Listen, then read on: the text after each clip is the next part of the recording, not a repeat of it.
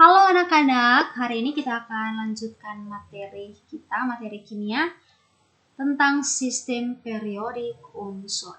Nah, pada pertemuan sebelumnya, kita sudah belajar tentang perkembangan model atom, dimulai dari penemuan atom oleh Demokritus dan juga Leucippus sampai pada teori mekanika kuantum. Nah, kita sudah lihat bersama-sama perkembangannya, kekurangan dari tiap model atom yang dikemukakan oleh para ahli. Nah, kira-kira dari setiap unsur yang telah ditemukan itu, kira-kira bagaimana susunannya, bagaimana caranya supaya setiap unsur itu disusun berdasarkan sifat-sifatnya, dan lain sebagainya. Nah, sekarang kalian lihat ini ada dua gambar. Ini adalah gambar sebuah perpustakaan. Di sini kita lihat bahwa perpustakaannya sangat rapi. Buku-bukunya disusun dengan begitu rapi. Kemudian kita lihat juga di sini ini adalah gambar sistem periodik unsur. Nah, kita lihat di sini modelnya itu kenapa tidak lurus semua saja? Kenapa harus seperti ini? Nah, pasti ada alasan tertentu sehingga unsur-unsur tersebut disusun demikian.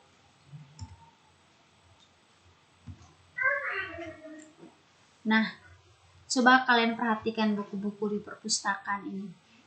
Nah, jika buku-buku tersebut disusun tidak sesuai dengan kategorinya, kalau tidak disusun sesuai kategori tapi disusun sembarang saja. Nah, ketika kalian ke perpustakaan tersebut dan misalkan ingin mencari buku kimia, apa yang akan terjadi pada kalian? Kira-kira apa yang kalian pikirkan?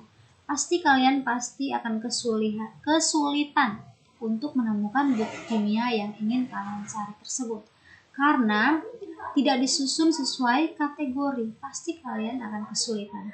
Tapi di setiap perpustakaan, buku-buku pasti disusun sesuai kategori dengan tujuan supaya mempermudah pembaca atau mempermudah orang untuk mencari buku yang ingin dicari. Kemudian, jika disusun dengan rapi dan sesuai kategori, pasti orang-orang senang datang untuk membaca buku, mencari buku, karena mereka tidak kesulitan. Dan juga dengan rajin membaca buku di perpustakaan pasti semakin pintar, menambah wawasan juga. Oke, jadi kali ini Ibu akan jelaskan tentang sistem periodik unsur. Jadi sistem periodik unsur itu penyusunannya itu sesuai kategori juga atau sesuai dengan sifat-sifat yang dimiliki. Jadi susunannya itu dia mirip seperti perpustakaan di mana buku-buku disusun sesuai kategori dan unsur-unsur juga disusun sesuai dengan sifat-sifat dari unsur-unsur tersebut. Oke, jadi tujuan pembelajaran kita hari ini itu siswa mampu membandingkan perkembangan sistem periodik unsur, kemudian menyimpulkan lajur-lajur dalam sistem periodik modern, menyimpulkan penulisan konfigurasi elektron menurut prinsip Aufbau, menyimpulkan penulisan diagram orbital suatu elektron dalam atom menurut aturan Hund dan larangan Pauli. Oke, kita lihat perkembangan tabel periodik unsur. Jadi perkembangannya itu dimulai dari penemuan atau penggolongan unsur-unsur berdasarkan sifat logam dan non-logam. Di mana untuk menggolongkan sifat-sifat unsur sifat logam maupun non-logam ini dilakukan oleh ahli kimia Arab dan Persia, di mana mereka mengelompokkan unsur-unsur menjadi dua, yaitu logam atau logam dan laisa logam atau non-logam. Jadi di sini mereka mengelompokkan bahwa ada unsur logam dan non-logam. Jadi suatu unsur dikatakan memiliki sifat logam apabila dapat mengantarkan listrik dan panas. Oke, contohnya adalah besi, emas, perak, seng, nikel, dan tembaga.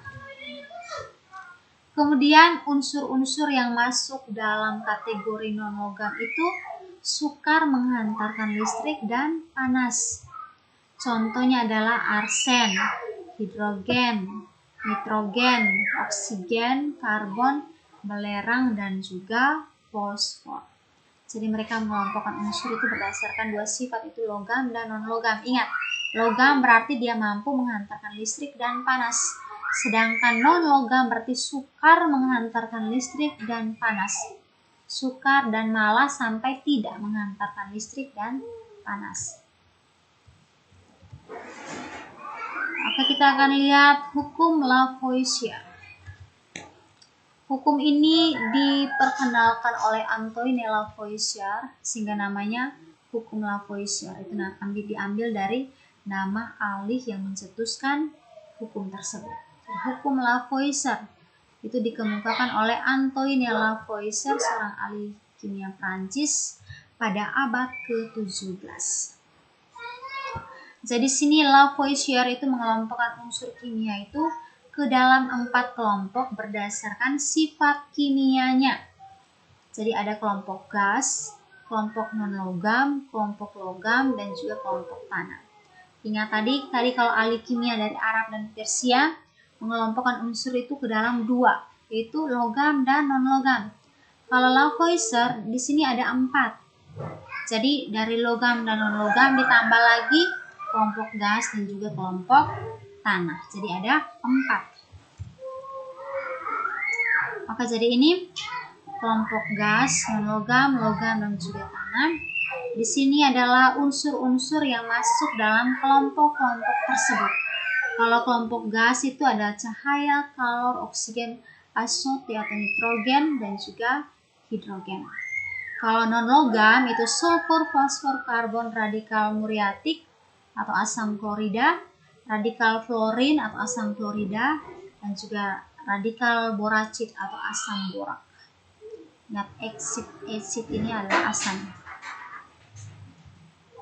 Kemudian logam itu antimon, perak, arsenik, bismut, kobalt, tembaga, timah, besi, mangan, raksa, molybdenum, nikel, emas, platina, timbal, tungsten, dan seng. Itu masuk dalam kelompok logam. Sedangkan tanah itu ada kapur, magnesia atau magnesium oksida, barit atau barium oksida, alumina atau aluminium oksida, dan juga silika atau silikon oksida. Pasti kalian sudah pernah dengar istilah silikon, ya. Dimana artis-artis terkenal bilang ada suntik silikon dan segalanya. Itu silikon itu masuk dalam unsur-unsur kimia juga. Namun hukum dari Lavoisier ini masih memiliki kekurangan. Jadi kekurangannya adalah tidak semua unsur dimasukkan ke dalam tabel. Jadi kita lihat bahwa unsur-unsur yang dikelompokkan oleh Lavoisier ini masih sangat terbatas, padahal masih banyak sekali unsur-unsur. Jadi tidak semua dimasukkan dalam tabel. Kemudian unsur-unsur dalam golongan yang sama tidak memiliki sifat-sifat kimia yang sama. Jadi dia mengelompokkan unsur-unsur ini tapi tidak melihat sifat-sifatnya secara terperinci dari tiap unsur. Jadi dia belum bisa menggolongkan unsur-unsur itu berdasarkan sifat-sifat kimia. Jadi masih ada sifat-sifat kimia dalam satu kelompok yang berbeda. Kemudian ada hukum triade Dobereiner. Itu dikemukakan oleh Johann Wolfgang Dobereiner. Jadi nama akhirnya Dobereiner itu dipakai pada hukum yang dikemukakan. Jadi namanya hukum triade Dobereiner. Kemudian kenapa dinamakan triade? Jadi ada alasan kenapa triade, tiga, dinamakan triade Dobereiner. Dobereiner itu diambil dari nama, sedangkan triade itu ada alasan tertentu. Itu disebabkan oleh unsur-unsur itu dikelompokkan dalam tiga kelompok seperti itu. Dimana satu kelompok itu terdiri dari 3 unsur, sehingga namanya triade. Oke, jadi Wolfgang Dobereiner itu mengelompokkan unsur itu berdasarkan kemiripan sifat. Dan tiap kelompok itu terdiri atas 3 unsur, sehingga hukumnya dinamakan hukum triade Dobereiner. Jadi nama triade karena satu kelompok terdiri atas 3 unsur. Ingat baik-baik, satu kelompok terdiri atas 3 unsur, sehingga namanya triade. Ditambah Dobereiner karena nama orang yang mencetuskan hukum ini adalah Wolfgang Dobereiner, diambil dari nama belakangnya. Kemudian massa atom unsur yang di tengah mendekati setengah jumlah massa atom unsur pertama dan ketiga. Jadi massa atom unsur yang di tengah itu mendekati setengah jumlah massa atom unsur pertama dan ketiga. Jadi ada 3 unsur dalam satu kelompok, dan unsur yang kedua, unsur yang di tengah itu masanya itu mendekati setengah jumlah massa atom unsur pertama dan ketiga. Jadi masanya adalah akumulasi dari setengah jumlah massa dari atom unsur pertama dan juga atom unsur ketiga. Dan ternyata hukum ini masih memiliki kekurangan, yaitu ternyata kemiripan sifat tidak hanya terjadi pada 3 unsur dalam setiap kelompok.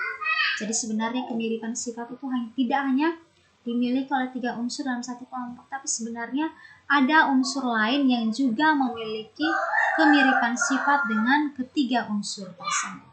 Jadi dia masih memiliki kekurangan.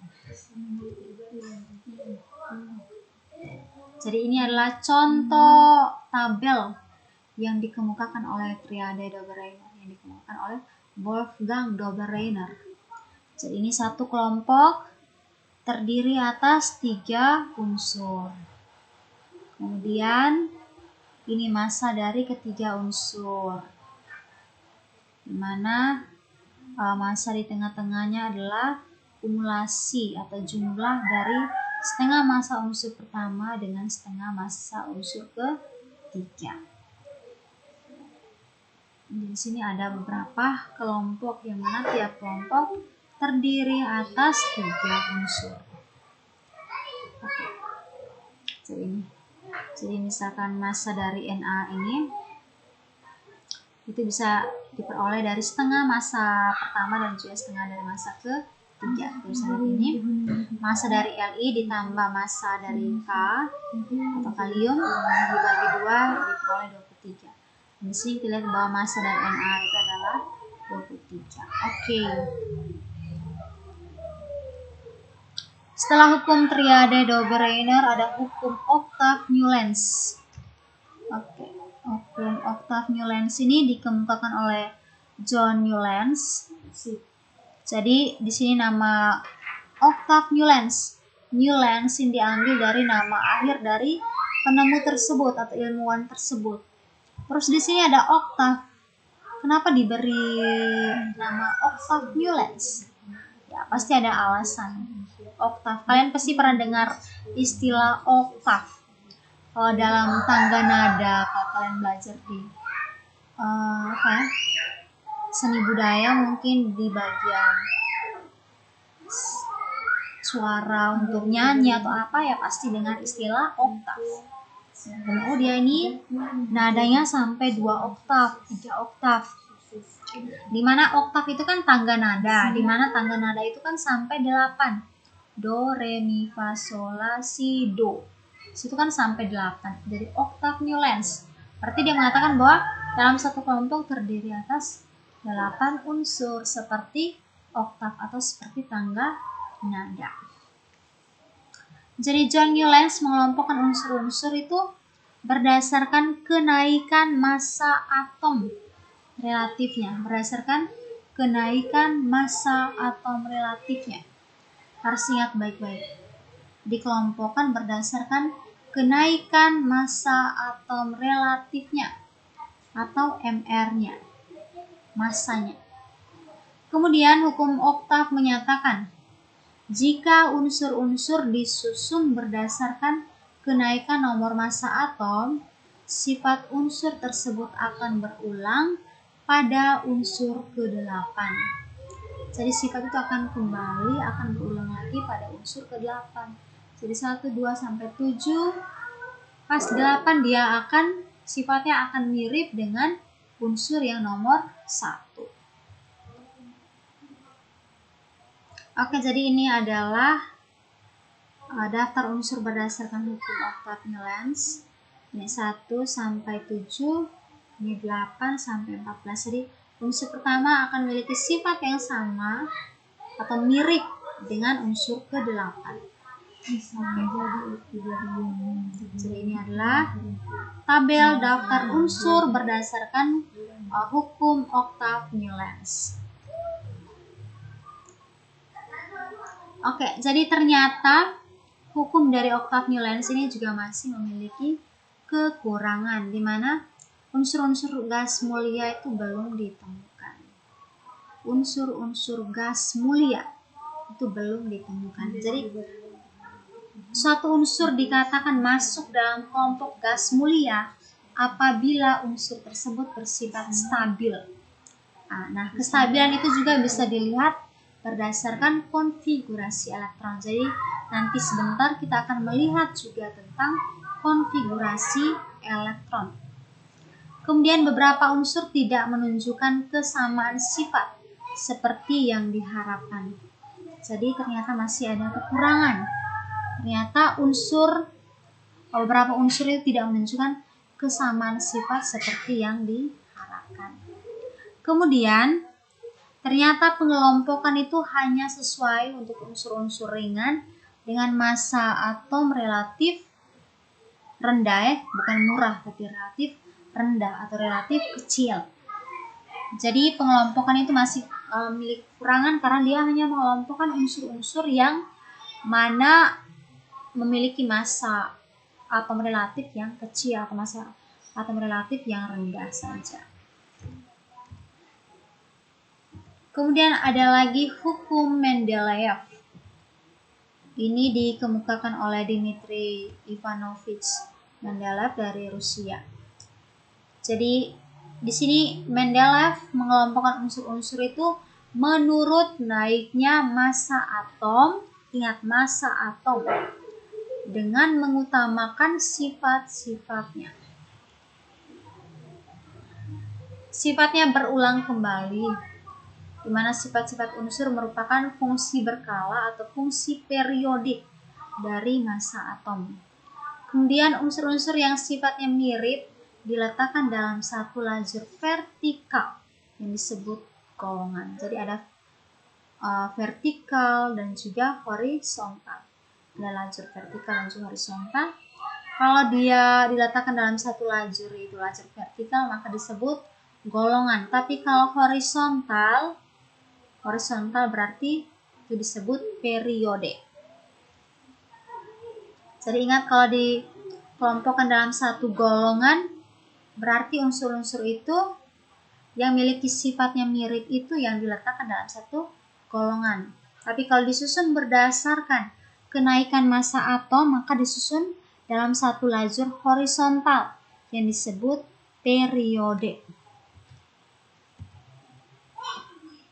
Kelebihannya adalah pada tabel periodik unsur yang dikemukakan oleh Mendeleev itu dia masih menyediakan tempat kosong untuk unsur-unsur yang belum ditemukan, serta dia meramalkan adanya unsur-unsur dan sifat-sifat yang belum diketahui saat itu. Kelemahannya adalah penempatan unsur tidak sesuai dengan kenaikan massa atom relatifnya. Hal ini terjadi karena penempatan unsur mempertahankan kemiripan sifat unsur dalam satu golongan, dan adanya unsur-unsur yang tidak memiliki kemiripan sifat dimasukkan dalam satu golongan. Jadi masih ada kelemahan dari hukum Mendeleev atau model sistem periodik unsur yang dikemukakan oleh Mendeleev.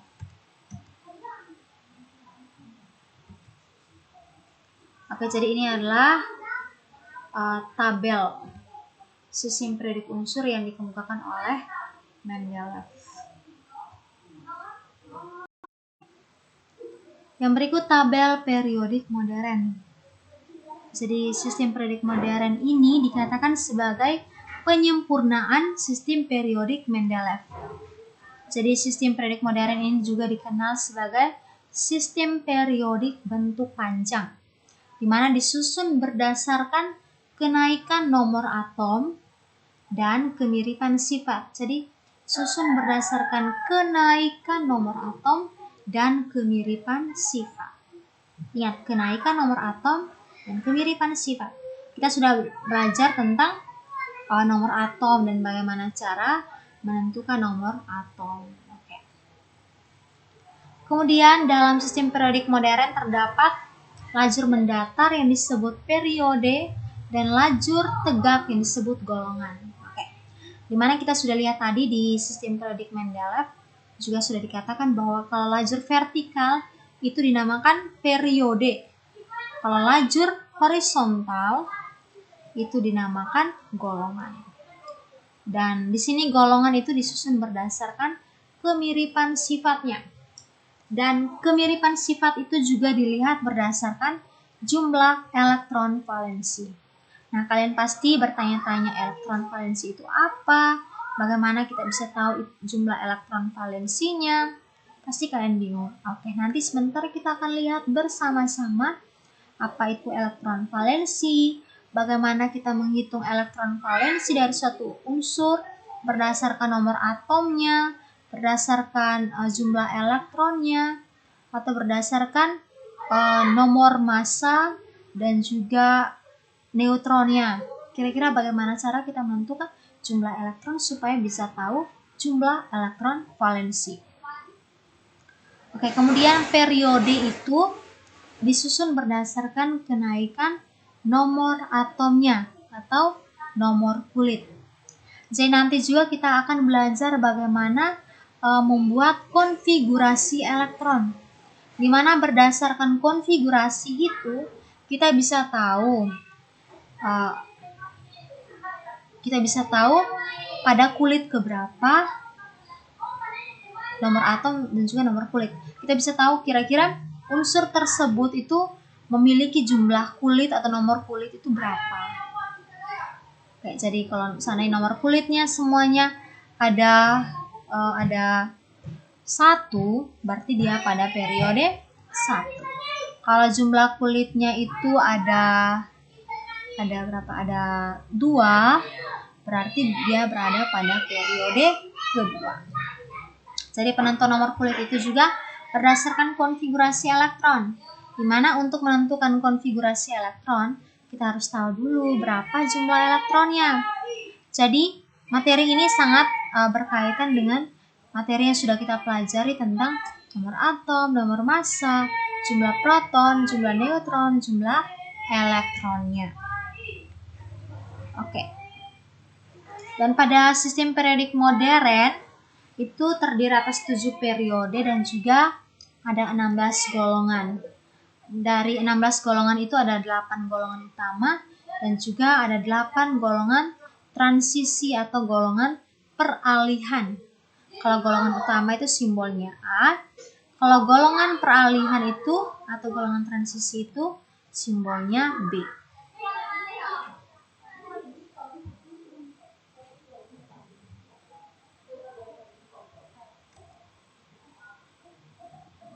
Oke, jadi ini adalah tabel periodik unsur. Oke, jadi ini ada periode 1, 2, 3, 4, 5, 6, 7. Jadi ini.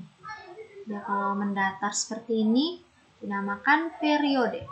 Kalau dia tegak seperti ini namanya golongan. Jadi sini ada golongan 1A, golongan 2A, golongan 3A, 4A, 5A, 6A, 7A, dan juga 8A. Kemudian ada golongan transisi. Ada 3B, 4B, 5B, 6B, 7B, 8B, ada 1B dan juga ada 2B. Jadi ini adalah tabel periodik unsur, ada tabel periodik modern. Jadi ada 7 periode dan juga ada 16 golongan. Ingat, golongan A dan juga golongan B, golongan utama dan juga golongan transisi. Dan juga ada unsur lantanida dan juga aktinida. Oke, di sini. unsur lantanida, dan juga aktinida.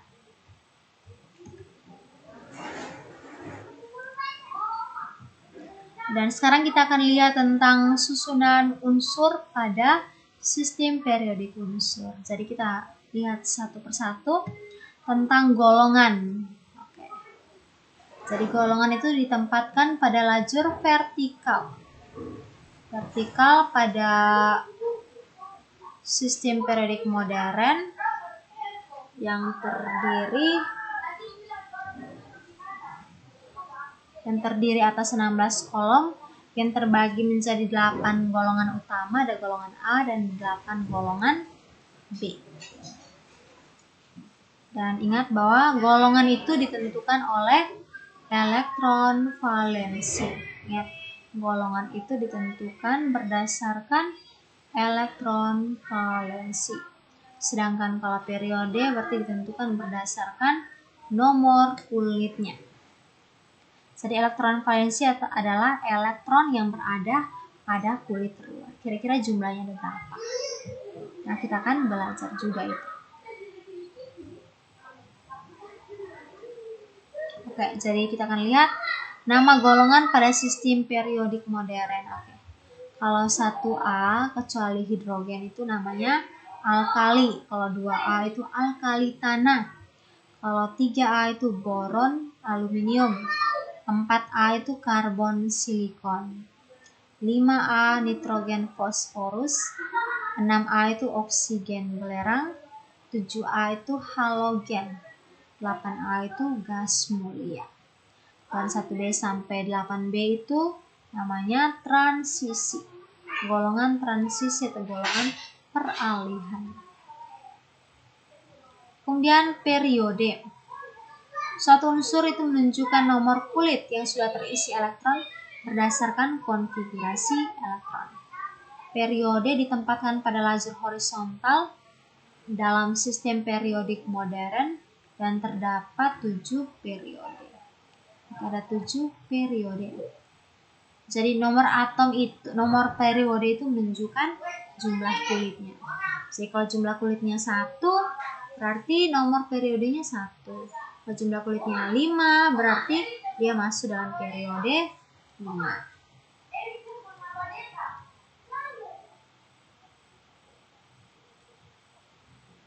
Oke, ini adalah periode-periode yang ada pada sistem periodik modern. Ada periode 1 sampai 7. Di mana periode 1 itu terdiri atas 2 unsur, periode 2 ada 8 unsur, periode 3 ada 8 unsur, periode 4 ada 18 unsur, periode 5 ada 18 unsur, periode 6 itu 32 yang terdiri dari 18 unsur transisi dalam dan juga 14 unsur transisi luar yang disebut dengan lantanida. Jadi tadi kan Ibu sudah tunjukkan bahwa ada unsur lantanida dan juga aktinida. Jadi kalau lantanida dan juga aktinida itu masuk dalam unsur transisi luar. Kalau periode 7, unsur-unsur yang belum lengkap dan terdiri dari unsur transisi dalam dan 14 unsur transisi luar yang disebut aktinida.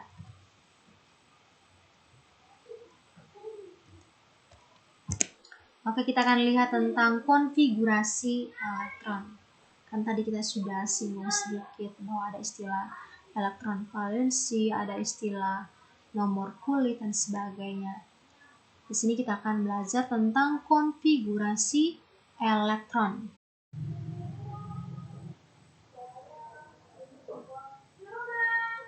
Oke, jadi konfigurasi elektron adalah persebaran elektron dalam kulit atomnya. Jadi konfigurasi adalah persebaran elektron dalam kulit atomnya. Oke, jadi konfigurasi elektron sendiri adalah susunan elektron pada masing-masing kulit atom. Jadi tiap kulit itu ada elektronnya masing-masing dengan memiliki tingkat energi yang berbeda-beda. Di mana tingkat energi itu disesuaikan dengan tingkat energi yang harus dimiliki oleh elektron jika berada pada kulit tersebut. Jadi setiap kulit itu mempunyai batas tingkat energi yang berbeda-beda. Jadi setiap elektron yang berada pada kulit tersebut, energinya itu harus sama seperti energi yang harus dimiliki oleh elektron pada kulit tersebut. Karena jika tidak, maka mau tidak mau dia harus pindah, bisa ke kulit yang lebih besar atau bisa ke kulit yang lebih kecil. Nah, penulisan konfigurasi elektron. Jadi penulisan konfigurasi elektron itu ada dua. Yang pertama berdasarkan teori atom Bohr atau konfigurasi kulit, dan juga ada konfigurasi subkulit. Oke, kita akan lihat yang pertama konfigurasi elektron berdasarkan teori atom Bohr atau konfigurasi kulit. Jadi kulit atom yang pertama yang paling dekat dengan inti itu diberi lambang K. Kemudian kulit kedua itu L, kulit ketiga M, dan seterusnya. Kemudian kulit K itu jumlah elektron maksimumnya itu 2. Jumlah elektron maksimum 2. Kalau kulit L itu 8, kulit M itu 18, N itu 32. Jadi jumlah elektron valensi tidak ditempatkan tanpa alasan, tanpa aturan, tapi ada aturannya. Jadi kalau kulit K itu 2, maksimumnya 2. Kulit L itu maksimum 8. Dimana ini berdasarkan rumusnya juga, yang mana rumusnya 2N kuadrat. Kalau kulit pertama berarti N-nya sama dengan 1, maka 2 kali 1 pangkat 2, kita dapat 2.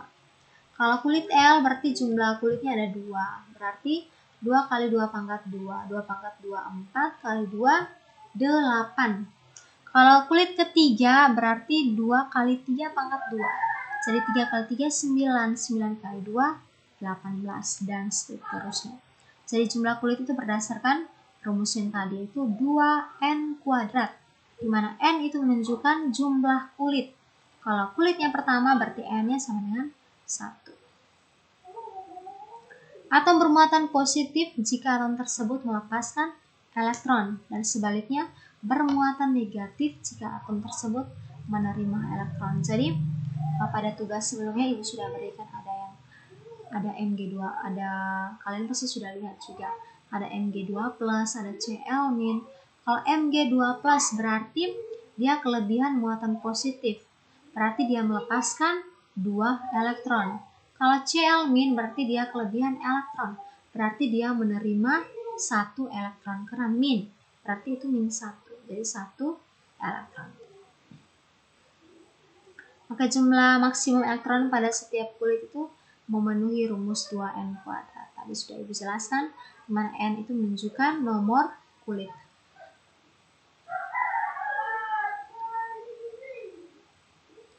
Nah, di sini ada langkah-langkah penulisan konfigurasi elektron. Kulit-kulit diisi mulai dari kulit K, kemudian L, dan seterusnya. Khusus untuk golongan utama atau golongan A, jumlah kulit itu sama dengan periode, dan jumlah elektron valensi itu sama dengan nomor golongan. Ingat, jumlah kulit itu periode, kalau jumlah elektron valensi itu menunjukkan nomor golongan. Dan jumlah maksimum elektron pada kulit terluar untuk elektron valensi itu adalah 8. Ya. Jumlah elektron pada kulit terluar maksimumnya adalah 8. Di mana elektron valensi itu berperan pada pembentukan ikatan antar atom dalam bentuk suatu senyawa. Jadi nanti kita akan belajar juga tentang ikatan kimia, di mana elektron valensi ini berperan dalam pembentukan ikatan antara suatu unsur dengan unsur yang lain dalam bentuk ionnya. Jadi pembentukan itu membentuk suatu senyawa. Sifat kimia suatu unsur ditentukan juga oleh elektron valensinya. Oleh karena itu unsur-unsur yang memiliki elektron valensi sama akan memiliki sifat kimia yang mirip. Jadi kalau elektron valensinya sama, berarti kita bisa lihat bahwa ada kemiripan dalam sifat kimianya. Untuk unsur golongan utama, konfigurasi elektronnya dapat ditentukan sebagai berikut. Jadi sebanyak mungkin kulit diisi penuh dengan elektron. Kemudian tentukan jumlah elektron yang tersisa. Oke. Nah, jika jumlah elektron yang tersisa 32, kulit berikutnya diisi dengan 32 elektron. Kalau jika jumlah elektron yang tersisa lebih kecil dari 32, berarti kulit berikutnya diisi dengan 18. Kalau jumlah elektron yang tersisa itu lebih kecil dari 18, maka diisi dengan 8. Dan jika jumlah elektron yang tersisa lebih kecil dari 8, maka kulit berikutnya diisi dengan elektron yang bersisa tersebut.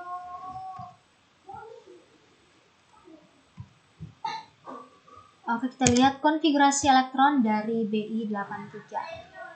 Jadi kita lihat bahwa Bi ini nomor atomnya 83. Karena dia dalam keadaan netral, maka jumlah elektronnya adalah 83. Jadi sini dibuat konfigurasi 28 18. Karena masih bisa isi 32, maka isi 32. Terus di sini kita lihat bahwa di sini sisanya 23. Dan di sini tidak bisa diisi dengan 23. Karena jumlahnya kurang dari 32, maka kita isi dengan 18. Kemudian karena di sini jumlahnya kurang dari 8, maka kita isi dengan jumlah elektron yang bersisa tersebut. Ingat, kulit pertama 2. Kulit kedua ternyata masih bisa isi 8. Kulit ketiga karena lebih dari 18, maka tulis 18. Dan kulit keempat masih bisa diisi dengan 32, karena lebih dari 32, maka kita isi 32.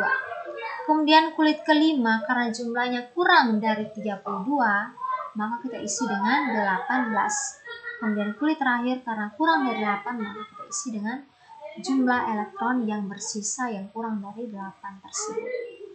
Jadi dari konfigurasi ini kita bisa lihat bahwa di sini elektron valensinya atau elektron terluarnya adalah 5. Dan di sini jumlah kulitnya adalah 1, 2, 3, 4, 5, 6. Ada 6.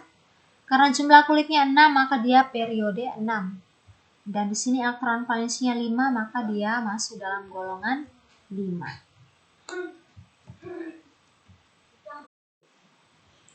Oke, baik, sekian penjelasan dari Ibu tentang sistem periodik unsur sampai pada konfigurasi elektron menurut teori atom Bohr.